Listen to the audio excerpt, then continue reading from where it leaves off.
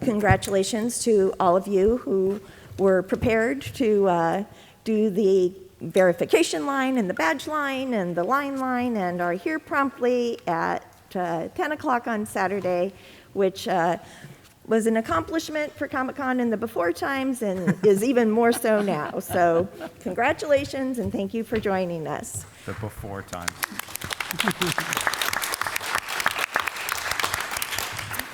I'm Maryelizabeth Yturralde. I'm a Southern California bookseller, and I am delighted to be here talking about illustrated works with our illustrious panel. So I will introduce our panelists, and then I will have questions for them, and then after we've chatted a little bit, we'll have questions from you all. Also, a quick reminder to have the computer in your pocket, as Rachel would say, set to not make audible noises if somebody is trying to reach you. So I'm going to begin by introducing Camilla D'Erico. Hi. Camilla is an Italo-Canadian artist who's been making waves in the fine art and comics industry with her manga-influenced style. Ever the prolific artist, she is a comic artist and creator and pop surrealist painter who also contributes to the vinyl art toy movement and has expanded her style into fashion, accessories, toys, and other merchandise. She resides in Vancouver Island, British Columbia, where she paints and draws comics and publishes how-to and coloring books with Random House. Pop manga dragons and other magically mythical creatures is her latest. Welcome, Camilla. Well, thank you for having me. And Rachel Ignatovsky. Rachel is a New York Times bestselling author and illustrator based here in California. She grew up in New Jersey on a healthy diet of cartoons and pudding, which I assume means like the Jell-O pop packet? It was like rice pudding, and to be very specific, it was like rice pudding was only allowed when I was watching Star Trek. Nice. Which actually feeds into a later question, so there we go. Oh, perfect. She graduated from the Tyler School of Art in 2011. Now she spends all day and night drawing, writing, and learning as much as she can. Rachel's works are inspired by history and science. She believes that illustration is a powerful tool that can make learning exciting and has a passion for taking dense information and making it fun and accessible, including in her most recent work, The History of the Computer. Welcome.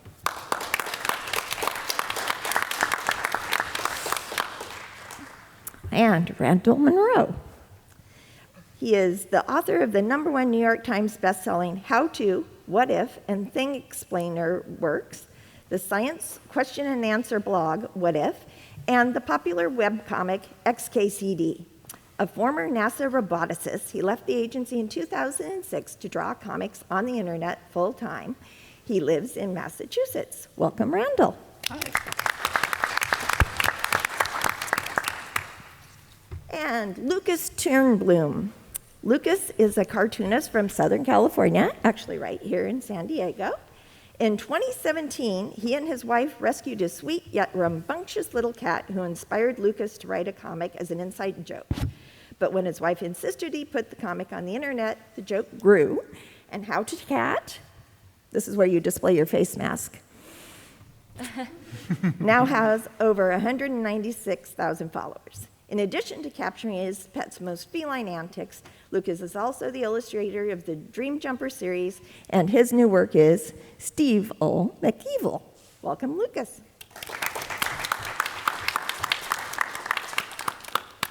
And Judd Winick is the creator of the beloved New York Times bestselling HILO series. Judd lives in San Francisco with his wife and their 2 kids. He's written best-selling comic books, appeared as a cast member of MTV's The Real World San Francisco, is the author of the acclaimed graphic novel Pedro and Me, about his real-world friend, AIDS activist Pedro Zamora, and also created The Life and Times of Juniper Lee, because I am always, always, always going to slip that into your bio. It's quite all right. Welcome, Judd. Hello.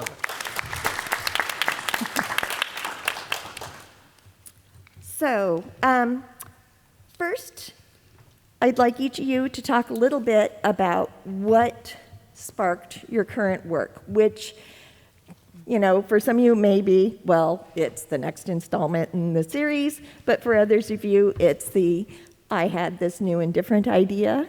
And so just sort of, you're sitting next to me, so you get to go first, Judd, and explain book 8 in the 6-book series. It's book 8 in the 8-book series. Got it. Right. The continuing series. I'm working on book 10. I mean, not right now, I'm talking to you. When I'm at home, working on book 10. Can you hear me okay? Good. All right.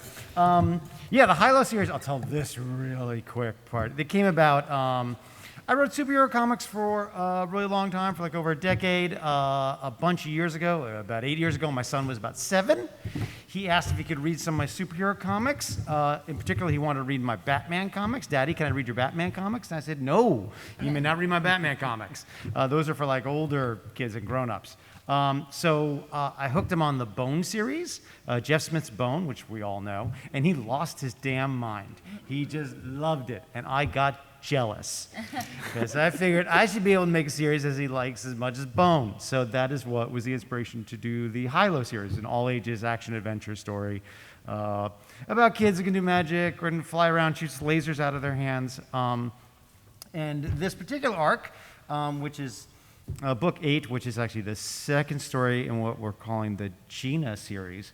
So I did first 6 books, which were all about HILO, this kid who falls to Earth, and he's from another world, and turns out he's a robot, spoiler.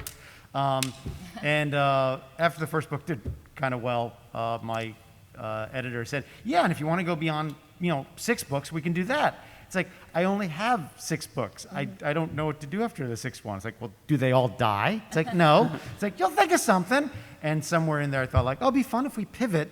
And it's still about the kids, but now Gina, which is one of the 3 cohorts, becomes the hero. So we're doing a trilogy with Gina. And then after that, we're going to pivot again. And the hero will become this anthropomorphic cat named Polly, for those who follow the book series. There, that's a long-winded answer. So yeah, we go cats in the next one, because apparently they sell well. Talking cats and stuff. That's true. So there. So there, I'm done. Someone else babble. Go. Okay, I guess we'll just go down the line. I'm Rachel Ignotofsky, and my newest book is The History of the Computer. And I am a nonfiction author and illustrator who writes books about history and science. And everything I do, I think of it as a resource that can be used not only in the classroom to teach lessons, but also just like a fun book to read at home and to learn more and to spark curiosity. So how did I come up with this idea? Well, I stare at a computer all day. I stare at my phone all day. And I feel like the computer has given me everything good in my life. But we're living during a time that like a lot of people are feeling frustration around their devices, and they don't feel like they're in control of the technology they need. So what better way to kind of take that power back than explaining a history starting at cavemen counting on their fingers and toes, life getting way too complicated for that, and then humanity starting to build tools to augment their human intellect and to think bigger, because that is the basis of what the computer is, and that journey starts from basically ancient civilizations and goes all the way to now. So this book is the first of its kind. There is not an illustrated book that really talks about the history of the computer. And there's a lot of books out there that teach kids how to program, how to code, but none that talks about the history and humanity's like journey with computers. Who are the people that created these tools? What were their what did they want to do with them? What did they end up doing? And what is the impact that different the progress that we've made in this technology, how has that changed and impacted the decades throughout time? So it's been really exciting. It was a 3-year project, and I'm just really thrilled to share it with all of you. And also, cool treat, we actually have some computers from my own vintage collection at the booth that we're at a 1535. So if you want to come and pet my Commodore pet, please come. If you want to play with Mac Paint on our 1984 Macintosh, please do. Come on down. That's amazing. Yeah. I basically use this book as a very loose excuse to like kind of build out my own personal computer collection. And living in Southern California, it's been like a real treat meeting the people who like originally bought these computers. Like one of them is, okay, I'll go on later. If anyone has questions about my computers, I am happy to answer them. That's amazing. I'm actually the opposite because I'm only about the fiction. So my book is dragons and other magically mythical creatures. This is the 4th in my coloring book series with Random House. And I mean, I don't know about you guys, but I always believed that dragons are real. I still do to this day. So I was really excited to be able to do a book that was all about dragons, but I also wanted to include mythical creatures from the entire world, because every culture has different creatures, different like legends. And so in my book, you're gonna find like kelpies, you're gonna find centaurs, you're gonna find all sorts of like amazing little creatures. And then of course, then I have like my cute and creepy series, because I love Halloween. It's my favorite holiday. Is it your guys' favorite? Yes. Yeah, mine, absolutely, hands down. So my books are just very whimsical. I started in comics in 1999. I was actually at Comic-Con in 1998. That's where I first discovered that I wanted to be an illustrator, a comic book artist. And then my path diverged, and I do comics, but I also do paintings. And I actually have giveaways for you guys. So I brought posters, and you can pick one up on your way out. And if you can also come and see more of my art at booth 4723, just under the 4700 banner. I've got lots of crazy things there. I want one. You want one? Yeah, I want one. Here, there you go. Oh, look at that. It's begun. It's begun. Cool. And I'm Randall Munroe. I started doing comics back in 2005. I was just posting comics about science stuff and things I was reading about, things I was learning about in school.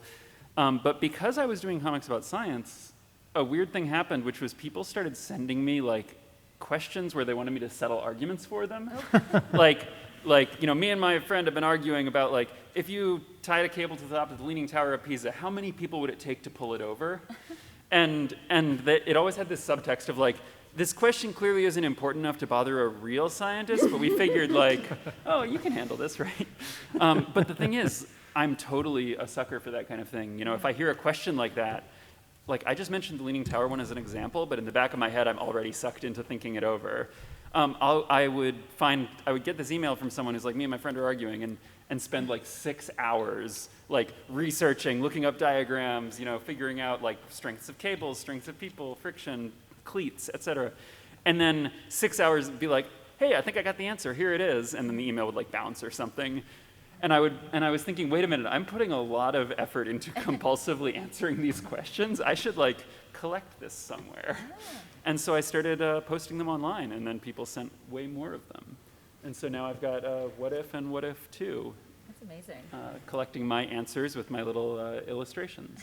And I will interject quickly that on the publisher website, there's a submit a question contest, which Yes. I think is very cleverly phrased because it's submit a question I haven't already answered, which requires people to read the previous volumes, so that's cool. And also pre-ordering through Mysterious Galaxy here at Comic-Con gets you a cool enamel T-Rex on a airplane pin. Mm-hmm. Awesome. Yeah, well, thank you. Thanks for the plug. Well, this book came about out of a little bit of frustration. I, like many people here, wanted to be a cartoonist my entire life. And at the time that the idea sparked, I was having a really terrible day at my day job. So I left and I went and doodled, which is what I did when I got frustrated at work. And I just drew and drew, and then the sketch for Steve just kind of appeared. And I liked it, and I thought, I want to do something with this. And so I worked on a story, and for those of you who don't know, I was huge into Peanuts, Garfield, Calvin and Hobbes. Newspaper strips were kind of my thing. So I was trying to figure out what to do with this. And eventually I figured out, well, it's got to be longer than a 3-panel strip. I can't sell it to the newspapers. Newspapers weren't buying anything. So I came up with a story. But I also, when I was in high school, I read a lot of Superman, a lot of Batman, a lot of Green Lanterns. So I took the silliness of a 3-panel strip and I just kind of just stretched it out into a graphic novel, and I incorporated a lot of superhero stuff into it. And that's where this came from. And then I sat on it for about 10 years. This was around 2009. And life got in the way. I worked on other projects. And then a few years ago, right before the pandemic, I talked to my agent and said, hey, let's see if we can do something with this. And we did. And then everything shut down. And we're just kind of sitting on it like, is this book ever going to come out? So that was around 2019. And then this book literally just came out. And I'm excited because it's the first of a trilogy. So yes, and I'll be signing this after, because yesterday on a panel, they were telling everybody that I was signing yesterday, which I'm not, but I'm signing today. So please come on by and get a copy. All right, so procedural question. When you're writing, people talk about editing and taking out things or not putting them in, sort of a kill your darling sort of thing. This happens in cooking, where you're supposed to make editorial decisions, et cetera. So when you're making the visual elements, is there a related aspect? Like Camilla, if you're doing a mermaid or a dragon, especially in a coloring book where you're leaving room for other people, how do you know how many scales you draw and what you leave for them, type of thing? So we'll let you start and everybody answer. Yeah, no, that's a great question. So with coloring books, you actually want to put in as much detail as possible so that you have, like, the person coloring has, like, can focus and do as much detail work as possible, because, you know, coloring books are really therapeutic. They're a good way to detach from your screen, and just like they're, I've just noticed that people are much happier when they're just drawing and they zen out. And when on previous panels, I've actually given people coloring pages while they're like sitting, and they'll be coloring while I'm talking, and they actually like hear me better. They can focus on that. So I put as much detail as possible. So you'll see there's so many scales, there's so many feathers. Like I don't make it easy. I mean, it's torture for me to draw every scale. So I'm gonna torture you guys too. But yeah, but the editing process, generally when I'm submitting my artwork, I give more than is needed, so that if there's certain creatures or certain drawings that are not appropriate, for example, like there's certain like Hindu creatures that I drew that were not, they were like, oh, we can't do this because of religious aspects. So it's like, okay, well, you've got 10 more dragons to choose from, so. But I did draw this one dragon that was very odd, because my editor was like, oh, you can't draw Pokemon. And I'm like, I didn't draw a Pokemon. They're like, I drew a hippo/dragon. They're like, oh no, that's a Pokemon. I'm like, I had no idea that it was a Pokemon. I just imagined a big fat hippo as a dragon. So I had to like edit it and add even more details, so I wouldn't be sued. I feel Not like your fault. There's like a lot of Pokemon. Yeah, I mean, come on, it can't be the only time it's happened. Like, eventually, like everything turns into a Pokemon. Right. Like, this water bottle is Yeah. going to be like Yeah. an evolution form. For real, a game that we played there was a guy who knew all the Pokemon in my high school, and there was a game where people would just take a pen and like scrawl a shape, and then he would go in and add detail and be like, that's this Pokemon. Oh my God. So yeah, there's Oh my any gosh. random blob you draw. funny. Yeah, so. Other people on editorial process? Editing. You know when you're watching a movie or a TV show, and you've got either come to the hour or come to the end of the movie, and there was like a scene, a thing happens, people are doing some arguing, a bunch of people march off, and then there's like one of the lead characters, secondary characters, like watching them from a doorway, and you think like, oh, that's going to be important later. And then the movie's over, the show's over, and it wasn't. And you remember, like, what the hell was that? Like what? No, the character, Ricky, he was like there with and looking in the doorway. What was that? What were they gonna do? And that's bad editing. That means that like something was, that was a setup that didn't pay off. And that happens with art in visual storytelling like crazy. Because you have to make those decisions, especially if you're doing like an all ages book. Because kids know. They feel it. Like, there was a part there. What was supposed to be going on there? It's like, oh, I just thought it'd be like a funny face. Like, no, you don't get to do that. You don't get just to have a funny face. It's, if you're putting it in a panel, if something's happening, if you're creating a moment, unless it's just a gag, unless it's a joke, unless it's obvious, everything has to be very, very deliberate. So there's, even in doing like funny books that I do, there's not a lot of messing around. You have to decide, like, bit by bit, if this is a setup, that's going to be a payoff. And sometimes you got to look back, like, that feels like I'm doing something and I'm not paying it off later.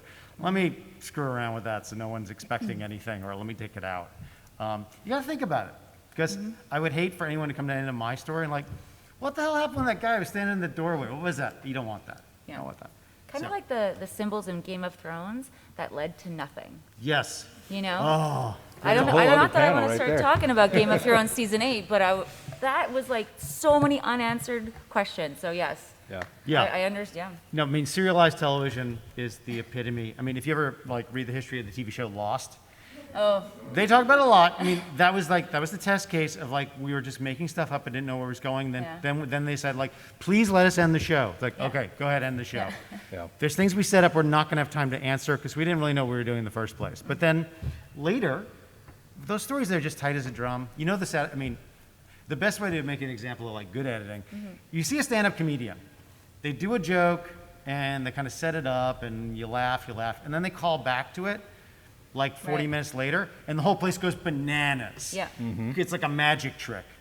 When you do that in storytelling, you walk around on air for like a month, like I'm God's most perfect creature. It's the greatest thing in the world. Well, to get that tight 10 or that tight 15, there's like a lot of failure that you don't see once you're, like, you know, if you're watching the Netflix special, it's not like you saw them on the road. Nope. Bombing, and then having to take that harsh critique and then edit. And I think that's a lot to do, like if to be a professional illustrator or graphic designer, the ability to take the harshest critique and then apply it. Is anyone here like in art school at all? In getting a graphic design degree or anything like that? Well, no one here, but that's like one of the first lessons you learn as like a young little baby artist is like, the crit. And then the to be a professional who's making your own stuff, you have to have that voice inside you. You have to be your own like art director, your own critic, and you have to be able to like step away, rip it up, and like put it in the trash if it needs to go in the trash, and like nothing is precious. But as you're saying, the planning process is so important to make that actually happen. So again, I have a graphic design background. Everything I do is planned out as a, like almost like a typographic hierarchy of information, so I could cram as much information on the page as possible without getting the reader overwhelmed. And to do that, it requires like lots of research, lots of pre-planning, and a lot of like crossing out. But it does explain, to do the callback, why Star Trek gets 2 mentions in what is basically the history of humanity, in the history of the computer. Because pudding. Because pudding, well, okay, so I grew up watching Star Trek. Let's just talk about Star Trek. Screw illustration. Hey guys, we're at Comic-Con. I grew up watching Next Generation like when I was a baby. And it's a little bit of like that was the only time I was allowed sweets as a child. So like, I don't know if I was just like conditioned to love this show. But like, I always like look at things that are going on in current events, and I'm like, is this like a tick? This is kind of goofy, but I think in my head sometimes like, is this a tick towards Star Trek, or is this like a tick towards like Minority Report or something, like sans the like psychic jelly twins in the pool, you know? And the cool thing about learning about computer history is how much things that maybe you wouldn't think of as technology, you would think of them more as like pop culture and media influenced a lot of like computer scientists' like thoughts and aspirations. Like, so that's why in the book I have things like Star Trek, because like really like the communicator on Star Trek inspired a lot of the like first like handheld devices that then became the iPhone later. I have things like iRobot and William Gibson in the book, because it's those ideas around AI that help shape like the philosophies and also aspirations for a lot of, you know, AI scientists. Our ideas do not exist in a vacuum. We absorb everything, whether it's passively when you're just scrolling on your phone, or actively when you're enjoying your favorite TV show. And those things that you absorb affect your work no matter what field you're in. Randall, you have several layers of editorial decisions. Do I answer this question? Do I answer it at length? Or do I just say, no, that's impossible? If I answer it at length, what parts do I illustrate? Yeah, I think when I'm deciding like how to edit things down and what to include, what not to, and I don't know, I feel like in nonfiction, I don't know if this was your experience, Rachel, but I've felt like when I was a little kid, I would just want to tell everyone every fact I knew. Yes. And like you very quickly learned that other people do not have patience for all of the things that you might want to tell them. And so I feel like what I'll do is start off with like, here's a bazillion things I just want to tell people, one after another.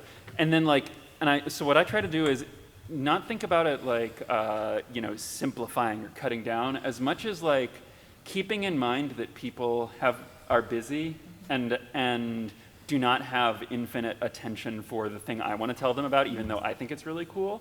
And so I always try to think like, what's the simplest way I can get this across? What's the, like, okay, I've written like 10 paragraphs of like, let me tell you all these cool facts I know about, time zones or the Leaning Tower of Pisa or something. And then I think, okay, is there a way I can replace this with a drawing that shows it that you can just glance at? Or, can I restructure this to explain it in an easier way? So for me, it's all about like trying to figure out what's like the minimum stuff I can give someone that will tell them all the cool facts I want them to know. Have you had like now and again, like they're just absolute dogs? Like there's a question that you just get into and you're answering it and you realize this is not interesting at all. I can't make it work. Just like down the hole and like that's it. Yeah.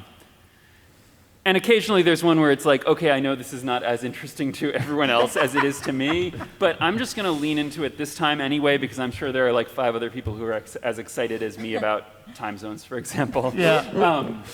Time zones are cool. I don't know what you guys are talking about.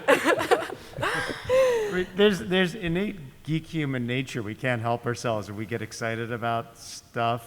I mean, I swear to God, yesterday I was doing a signing and I was talking to someone. He's there. I'm signing his books, and we got into a conversation about Hall H, and I was relaying a couple of my Hall H stories, and I swear to God, he had to cut me off so he could go. I got overexcited because I had like one more I just had to tell him. It was just so on the spectrum. It was embarrassing, but that's kind of who we are. Well, that's also like the really cool thing about nonfiction and doing like illustrative nonfiction is that like to be able to give those little kids like fun facts that then they can blurt out. It's like making kids feel like they could be the expert in the room because they read something that you wrote is a very powerful thing to give a child. And like I have seen like kids who are shy gain like mountains of confidence overnight just because they get to talk about the thing they just learned. And like that's like, and also like illustration though allows us to reach those kids in a whole new way, because when it comes to science especially, I feel like people are like, they're scared to learn new things because they don't see themselves as smart, which is like, they're like, that's for the scientists, that's not for me, like I don't do that. But that's not true. Like scientific literacy is something that everyone should have access to, and it should be told to people in ways that doesn't speak down to them but makes it like accessible for them. And like when you can talk to a kid and an adult in the same exact way, that only can be done with illustration. I feel like talking about smart, empowered kids is a really good opportunity for Lucas to talk about his editorial process. Okay, is there any aspiring cartoonist professionals in the audience? No? Okay, all right, so you're gonna find this boring. But, so, as my process, there's a couple things that the editorial process really kind of helps me focus in on. I have a problem with staying on model. I tend to not figure out the characters until I get to the end. But since I work digitally, I can go back and fix them. So my editor a lot of times says, that is not what the main character should look like. And it's like, well, it looks better this way. So she's like, well, then you're going to have to either go back and change some stuff, or you're going to have to kind of alter him. So my editor is really good about pointing things out like that, because animators, they stay on model, whereas I tend to go the Jim Davis route. If you look at the original Garfields and how it evolves into, it's completely different. That's basically how my process goes. But I'm getting better. And the other thing too is my editor likes a lot of jokes. She works on the Big Nate books, and if you read the Big Nate books, it's just solid jokes. And one of the things I'm transitioning over from the Dream Jumper series, and everybody has read that, that's more of an action adventure with some humor. But this book is much more humor heavy. So one of the things that she tells me to do is there any way you can illustrate this particular panel without it just being a head talking to another head, you know, and that tends to be something that I fall into a lot, as I draw a lot of faces. And she's like, well, can you draw, you know, can you change the perspective? Can you go from maybe like the roof looking down, or maybe from out the window looking in? And so that's one of the challenges I face when I'm making books like this, is I have to try to push myself further than just going the easy route of, you know, two heads going back and forth telling jokes. But yeah, that is one of the big challenges I face. So now that we've talked a little bit about the work that you have to do, I was interested in having a visual element for this illustrators panel, and so the lovely people at Random House put together for me an image from each of you, and the criteria was please provide an image that you were particularly pleased with creating. It was very satisfactory, and talk about the image and why you chose it. And so we're going to go in alphabetical order because I am a bookseller. Yeah, so this is one of my oil paintings. I paint with water-soluble oils on wood, and I was really excited that I actually didn't mix up the dragons like that. Like when you paint multiple characters together, plus there's hair, plus there's hands, I'm like, don't mess it up, Camilla, don't mess it up. Make sure that hairy dragon is hairy and the other one isn't. This one took me about 4 weeks to paint. It just layer after layer, and I liked her expression a lot. Like she's kind of like, what? And this specifically, I painted for my Myths and Monsters solo show in Australia, and I wanted it to be the luck dragons. So golden dragons are the symbols of luck, and I think we all need some luck in this last couple of years. I mean, I feel like I opened a door and I entered a different universe that didn't make any sense, and it hurts. So this one, this is like to bring people luck, and I liked that I could get different textures going too. So having like the fur, or the hair, I guess it's hair, and the scales, and making that one shiny, her hair shiny, but the other dragon is just more like scaly. Yeah, so I was actually pretty happy with this, and I'm not usually happy with my art. I mean, you guys know, right? You draw, you do your illustrations, you're like, oh my God, this is garbage. And then everyone else is like, no, it's good. Like they have no idea what you see is wrong with it. So I don't ever point out my mistakes, but they are there. And the other thing I wanted to do with this was to have contrasting colors. So you have yellow and purple. They're complementary colors. So I wanted to test that theory out. I actually failed color theory in college. So Color's so hard. It's hard, man. It's hard. I think it's because I couldn't cut the chips, you know, when you have to do the color wheel. The craftsmanship is Yeah, nuts for color classes. I can't cut straight. This is what computers and Yeah. laser cutters are for. Yeah.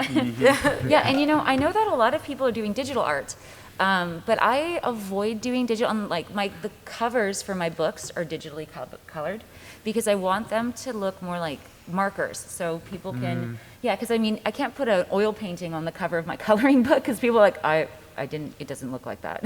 That's true. Right. Yeah.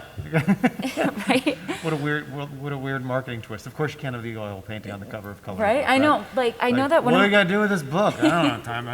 Yeah. And you certainly can't use oils in these coloring books, but you No. can use markers. So, so that's the difference. Like, I'm very conscious of how I color, how I present my artwork when it's two different formats. But yeah, so this one, I was really happy with it. How big is it? That one was 10 by 13. Okay. Wow. 10 inches, not feet. Yeah. Yeah. Just to be Imagine clear. You should do a 10-footer. I would be there painting it right now. You wouldn't see me for 5 years. It I would be think. cool. It would be cool. Maybe if a billionaire asks me, you know, like if there's a 1%er in the audience that wants that, I will do it for you. Done. Once a month, I think about going back in time and going to any one of the startups. And Yes. who is the artist? Is it David?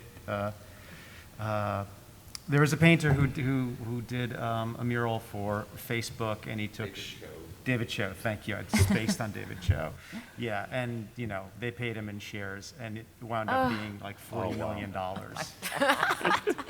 It ruined. Oh, he, yeah. he almost died. I mean, he almost like he just like went crazy. But still, Yeah. I think about that once a month. Yeah, but the timeline when you did that, believe it or not, is worse than the one we're currently in. There we go. I like that. I feel like there's Alright, easier Rachel. ways to make money if you're going back in time also than Yeah. being like, and now I'm doing a mural for Mark Zuckerberg. I know it's so Like, but specific. if you're going back in time, it's like you might as well be like, and that's where the buried treasure was. Right. You know what I mean? Or Like- remember how they used to pay you with Bitcoin, but everyone's like, I don't know, that's not Oh my real God. money. And My husband had a Bitcoin wallet from 2011, and then he was like, do I have Bitcoin? And literally like on Thanksgiving when it was all going crazy, he like went home, found like almost a bricked laptop, revived it, opened his Bitcoin wallet to find nothing. To find absolutely nothing, because back in 2012, he was like, this is stupid. yeah. I'm gonna make real money to pay off my loans. Yeah. Okay, Paul's back. Sorry. All right, Sorry, talking about Bitcoin. Rachel. That was my fault. Speaking It's okay. of Bitcoin, in all of my books, for those who don't know, I write books about topics that I think are really important, whether it's like women's history, like my Women in series, starting with Women in Science, or books about climate change, like The Wondrous Workings of Planet Earth, that talk about why our ecosystems are important and need protecting. At the end of each of my books, I kind of do a conclusion sum up, and I take illustrations from the entire book and kind of do like a cool mashup to kind of remind you of what you learned, and also kind of like key sort of ideas in the book. And so I did that in this book as well. So like I said, it's a journey through technological history. And in this page, I also like wanted to call out quotes from some of the ideas and philosophies that I felt were inspiring and that we're trying to build towards.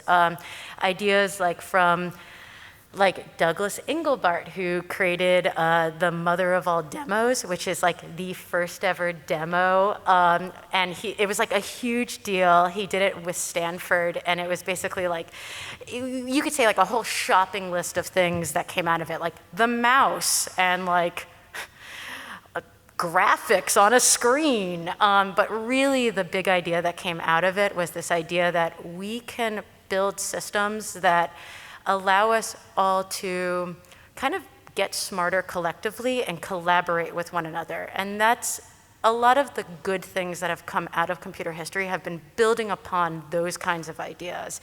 And so this is just a big reminder of that, and also how we can continue to build towards that. Because, you know, progress isn't always a straight line.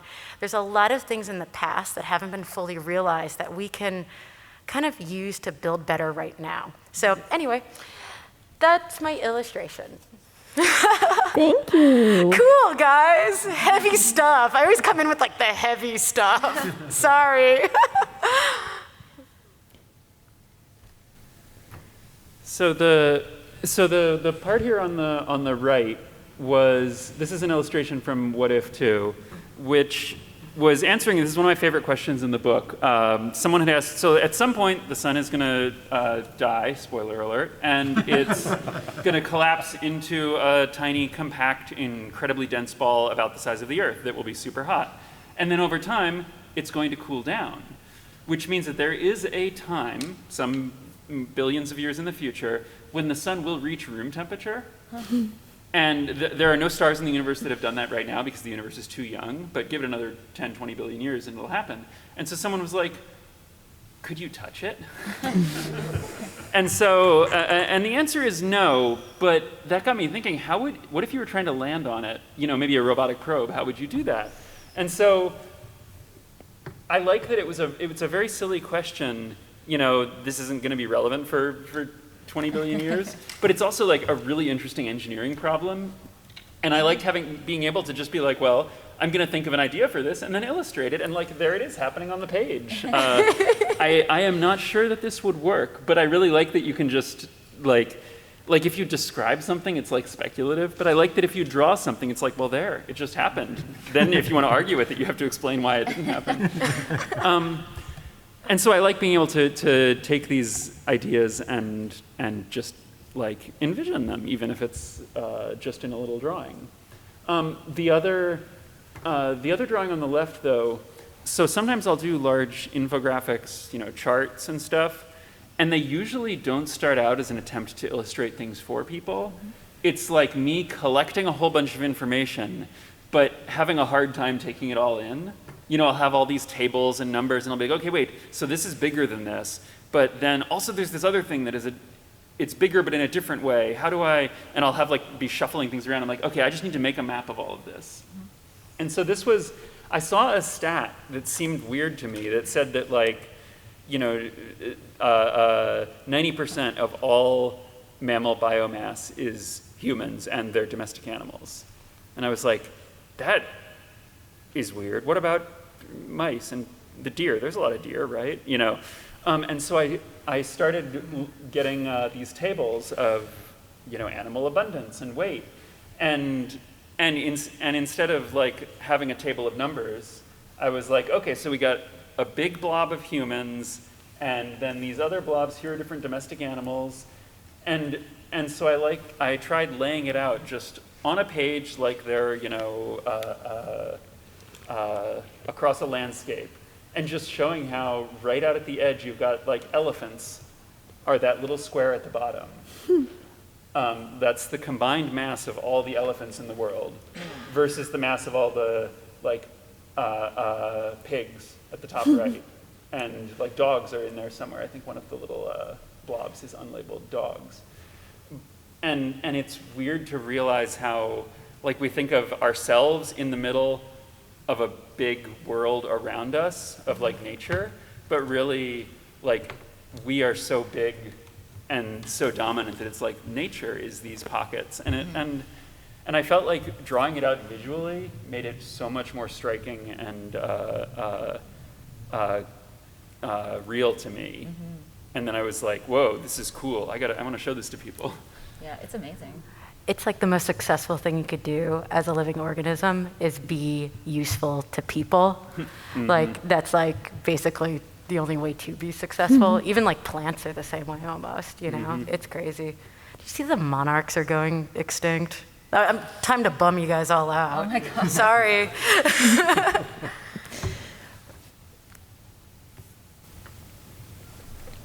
Okay, so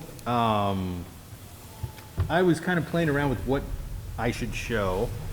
And so what I did was I just took the cover because I liked the way that the cover turned out. And I took 2 panels from the first couple of pages. And this kind of shows what I was talking about earlier in terms of angles and how to lay a panel out. So originally on page 1, I believe, where the kid's in bed, it was like a series of like from the same angle. He was talking to his parents upstairs. And so my editor said, why don't we just, you know, play it up with the angles and see how we can change this up. So I talked to my colorist. I said, well, can we have like, you know, like really striking light, you know, darks and lights. And so it was a collaborative effort between my editor, my colorist, and myself. And we came up with the first few pages, which I think turned out fantastic. And also one of the things I'm playing with on the covers is also the color complements. So every cover will have, the logo will be the complement of whatever main color we use for the cover. So yeah, That's awesome. Yeah, Thank because you. it's really eye-catching that way.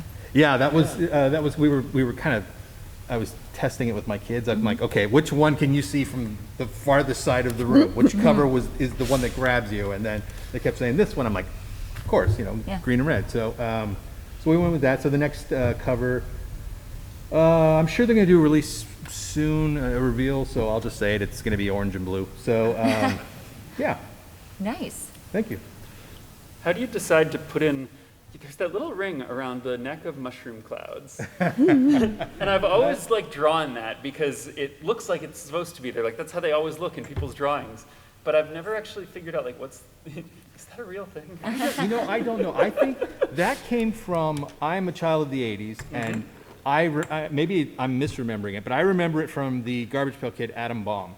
Oh, okay. When I saw that, or just around that time, you know, also there was, you know, the Cold War, but so there was a lot of different drawings like that. But I remember it from that, and ever since then I've been doing that. I know, I exactly. I think I got it from The Far Side, maybe?